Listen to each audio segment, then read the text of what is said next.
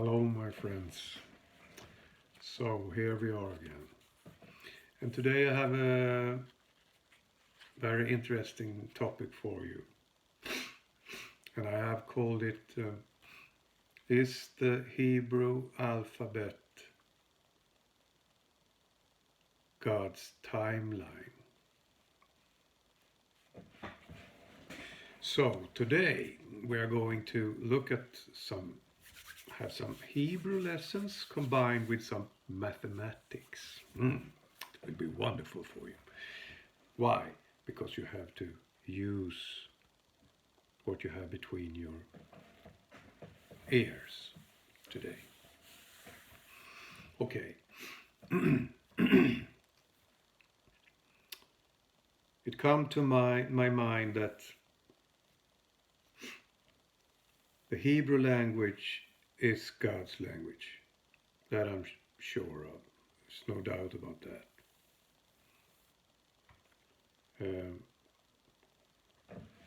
But could it have something to do with his timeline? Because everything in God's creation have some connection to each other. So then I thought,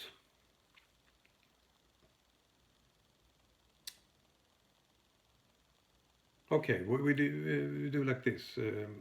First, we go through the alphabet together, and we go from there. So this is very simple. The Hebrew, first I must say, the Hebrew is written from right to left, not as every other languages that are left to right. Hebrew is written right to left. So here we have the alphabet. An alphabet, the word, you hear it. Sweden we have alphabet, but in English is alphabet. Every language comes from the Hebrew is the root of every language. So if we just go through the letters together here first. It starts with an Aleph. Aleph, Beit, Gimel, Dalet, Hey, Vav, Zayin, Chet, Tet, Yud, Kaf, Lamed. And take an extra look at that letter, because it's a little bit different from the others. It has pointing upwards, as you can see. Lamed, it's called. We come back to that later. Lamed, Mem, Nun, Samech, Ayin, Pei, Tzadik, Kuf, Resh, Shin, Tav. You see, it goes from Aleph to Tav. Aleph, Tav. Who is Aleph, Tav? Well, I don't know, you say. Yeah, you know. But you have read it in the book of Revelation, which is a translation from the Greek language. And there it says Alpha and Omega. But the right thing to say is Aleph, Tav.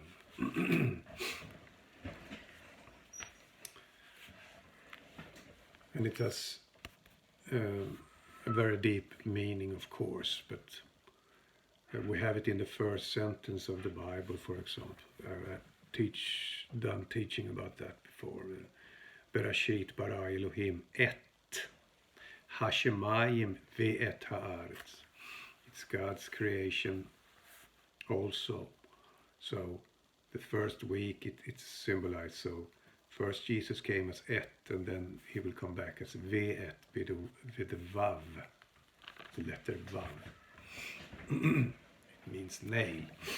So it means the crucified Jesus will come back to earth soon. All right. So as you could see, we have 22 letters.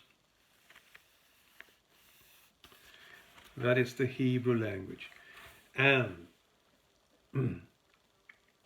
it also have 5 letters that are called Sophite letters, and that is very important too. The Sofit letters are these. It's Tzadik, Pei, Nun, Mem, and Kaf. I also have them up here. So, as you can see, they are pointing downwards, except for Mem. We are coming back to Mem later. But the other ones are pointing downwards, in difference to the Lamet, as we talked about before. Lamet is pointing upwards. Why? Is this a coincidence? Or God just, my friend, you're too old to think such a foolish thing. Nothing in God's word is coincidence. Everything is perfect in harmony, and it always means something. That's very important for me myself. If it don't mean anything, it's worthless. But God's teaching and chokhmah, wisdom, always means and point to something, and it always point to his bigger plan, his creation plan. And what we shall look at today, as I said, is the alphabet also pointing at God's creation plan. I could already now say that, yes, I think it does. So, what I did then was that I thought, if it does, then let's divide it into 7 parts then, and see if it has something to do with God's creations week. So I simply took 22 times X symbolizes the letters. 22 times the letters equals 7,000 years. And then I divided 7,000 with 22. And I got 318.2 years. So what I did was that I counted out how much each letter, how many years each letter represents. So each letter here represents 318.2 years. Okay.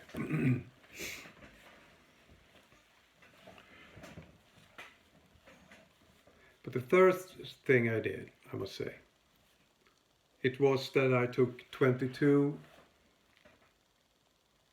divided by 7. That was the first thing I did. I divided it into 7 parts. And what I got then there was the number 3.14, and that's a familiar number. It's actually 3.14, 15, 92, 65, 35, 89, 79, 3. It's pi, my friend. It's p, as we say in Sweden. It's a constant p. And that's very interesting. That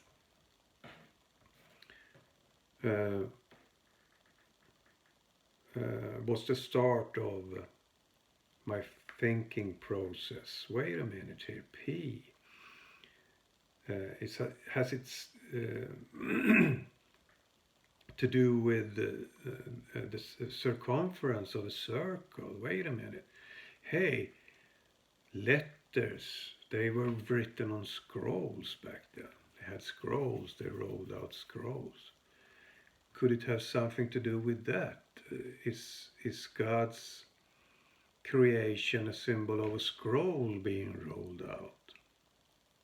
That's an interesting thought. So let's take a look at that, I thought. And so I did. So as you maybe know, the formula for the circumference of a circle is 2πr. And that's the same, you can also say pi times the diameter.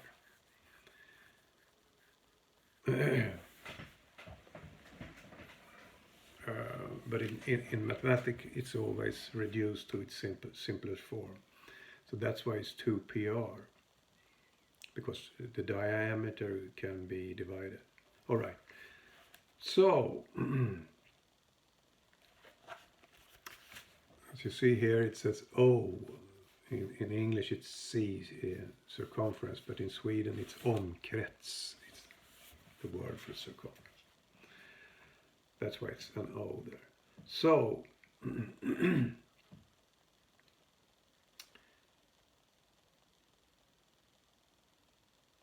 and after that, I did the counting of each letter and got the number 318.2. So now I know that for the first, that the diameter of the scroll is 318.2 years, because it should be together times p,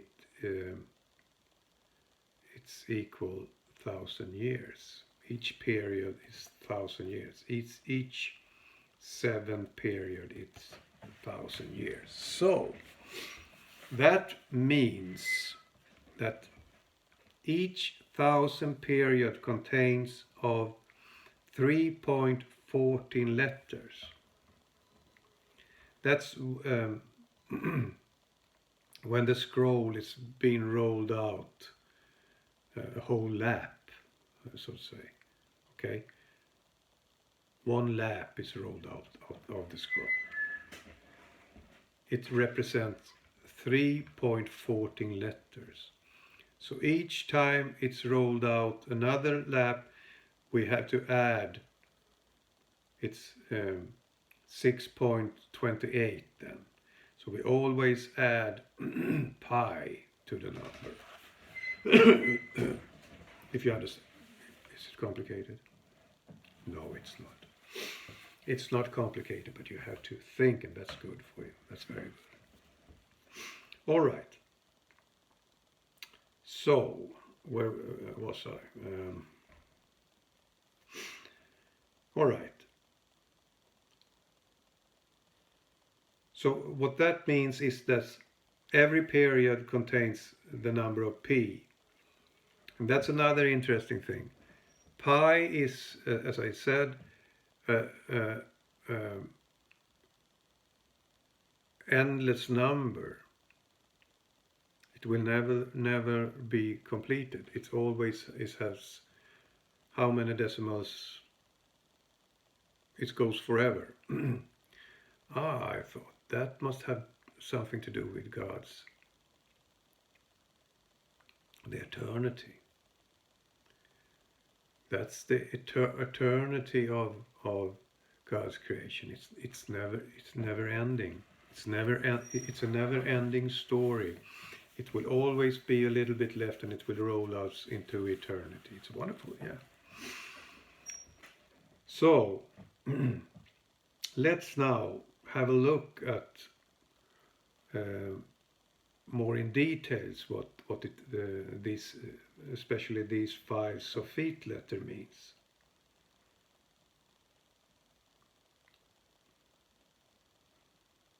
I hope I've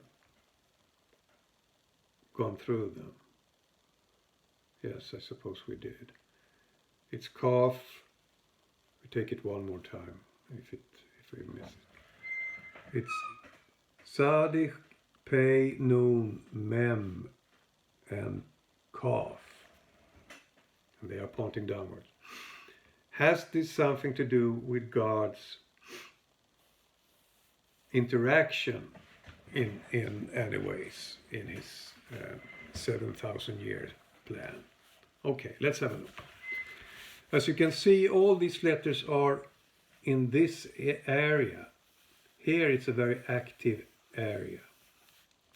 And it goes from, it's a little hard for me to see here in the camera, the right number, but it goes from, it starts with Kaf. And that means God's hand, palm actually, Kaf. Something happened here. And actually it precisely in the period of the Babylonian captivity, for example, the destruction of the temple and all of that. So that is very accurate for God's interaction. And then we come to this letter that we talked about in the beginning, Lamed, the uppointing one. And this letter occurs in the time of around 3,500 up to 4,000. This is not exact. This is not. This is a rough overview of God's timeline. I think he often does it like that because he don't want something to be exact. Oh, Jesus comes year 0.255. No, never. But everything in God's creation point to his comings, the first or the second one. But it's a rough. It's not exact because actually, if you know that on Monday at 12 p.m. God will rain fire and brimstone over your capital city. It's not very nice. It's quite hard for a human to bear such information. So that's why God always say, I will do it, but I will do it when I will. I will warn you, but I will take it slowly, and I will give it to you in portions and so on and so forth. Okay. But what that means, if we go back to the letter Lamed here, it's something coming down or something coming up. I should say it's coming up from heaven. These other letters are going down, but this is going up, and that has something to do with Jesus' ascension up to heaven from the Mount of Olives after his crucifixion, I think. But as I said, take it with a pinch of salt. In Sweden we say ta det med en nypa salt. The numbers, it's a big picture. It's that's how we should see this. It's not actually a date setting method, but it's an overview of God's creation. We are testing the thesis that if God's alphabet has something to do with his timeline. That's what we are doing now. Yeah. So let's go back now to Lamed again. Lamed means the shepherd's staff, the goad. It's authority, it's teaching. And that correlate perfect with what Jesus did. He was the shepherd coming down. And also, as this indicates, ascended up to the Father. No one has ascended to the Father before Jesus. Okay? And this is around the year 4000. And we also have this, the Mem in this area. So this is included by the time of Jesus. And this letter, if you can see the original letter, or not original, these Sufite letters are only used in the end of words. When a word end with an mem, it's brought like that. But if mem is inside a word, it's brought like this. And as you can see, it's have an opening here in the bottom here. But this one is more like a cubish closed thing. And the letter mem is about water, liquid. So my thought on that is that it has something to do with the blood. Water is blood. Water, blood and spirit. And it is closed here after 4,000 years from the beginning. It is closed here. So I think it has something to do with that the blood covenant was closed for the Hebrew people there, and it went over to a more spiritual covenant, as we all know, the gospel and Jesus. And that is still open for you, my Jewish and Hebrew friends. So don't be, don't panic. All right. So that's what we have there. And then we come to this letter, Nun. And this is around the period around the 300s and the 400th century.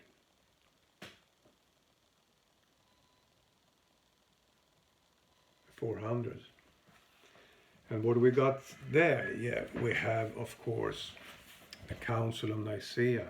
That's my thought on it. You see, Nun, the letter Nun, wrote like that in its plain form, and this is its Sufite form. Something came down here at this period. The Catholic Church were created in the Council of Nicaea. And the Nun represents the fish, and we have talked a lot about the fish. It's the nefesh. Here, my friends, is the coming down of the great nefesh. You know who he is. That's my thought on it. In this period, the devil comes down to you. Woe unto you on earth, because the devil has come down to you. Chapter 12 in book of Revelation. So, what happened after that? It was a terrible persecution, of course. And when we go forward here and come to the letter Pei, that means mouth, we are in this time period of the 15th century and around year 1000. And this is a medieval dark ages. It's a rough and tough time for believers. We have the Inquisition here. So my first thought on that was that Pei, it just come to my mind that Jesus said that don't prepare anything that you should say when they drag you from in front of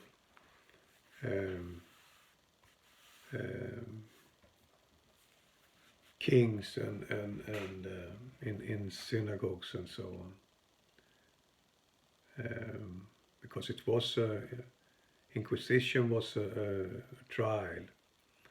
And I think this has something to do that the Spirit helped the convicted here to speak through their mouth by the Spirit.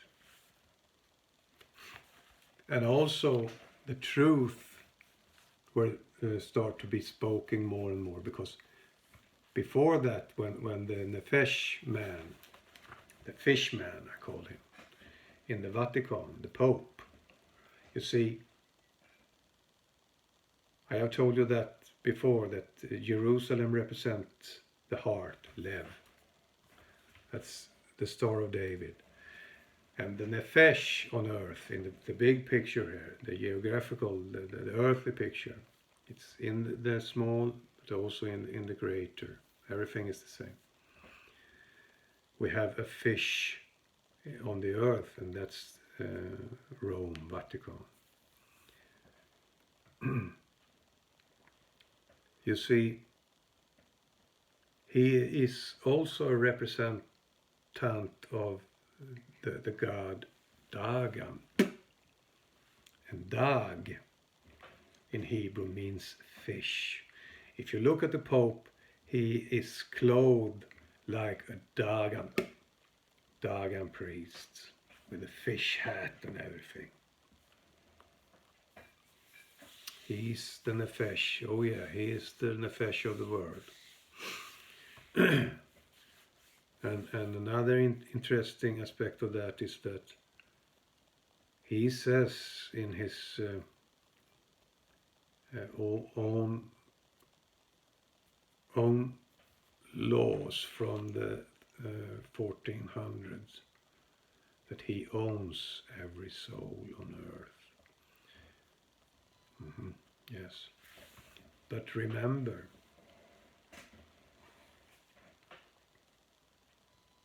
okay, we leave it. We leave it for now. Okay. But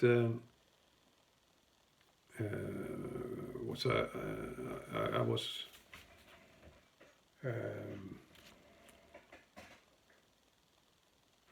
my thought was that before this period of the mouth, when truth was the beginning of speaking the truth, was that in this area, in the medieval period, there was not even allowed to read the Bible. It's the only writing of it was in Latin. Yeah. So you had no chance to understand the Bible back then if you were not scholar in Latin. And a few were, because they use it like to gain power, to rule with the church. That's why Constantine took the Christian religion, to rule with it, not to preach the word of God. No. To use it for his own purposes. Okay. So here, the truth is beginning to be spoken. And also this tzaddik, that's the symbol, the letter of righteousness. You see, it almost looks like a man standing up here, and here is kneeling down. So here in this area around, here we have the 1600 century, and in there we have 1521, for example. We have Luther and all that standing up. Okay, that's a little brief introduction on this very, very big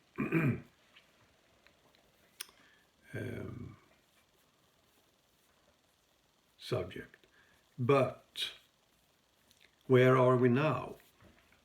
You probably say, easy, come down. I will soon tell you. My friends, we are now in this letter, the letter Kuf. Not Kaf. It's that one. Kuf is another one. Kuf means back of the head. Kuf means Nekeva, feminine, it's the bride. We are in the sign of the bride. And my friends, we have almost completed the whole letter.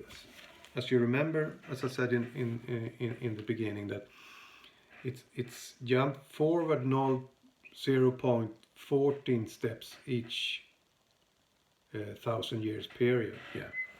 So now we are at 6,000 years. It has jumped forward to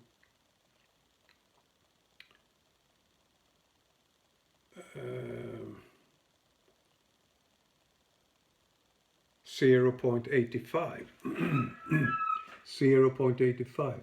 But we are in the year 2022, so we have to add 22, and 22 years of one letter that represents 380 18.2 is 0.07, and that gives us 0.92. 92%, you can also say.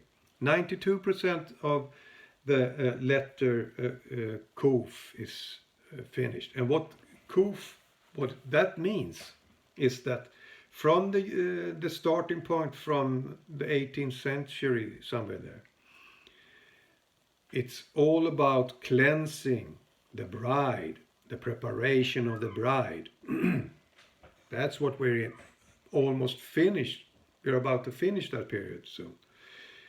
And if we look at in that way, I can say that we have only 0.088% left, and that equals 25.5 years. And then the bride ought to be cleansed.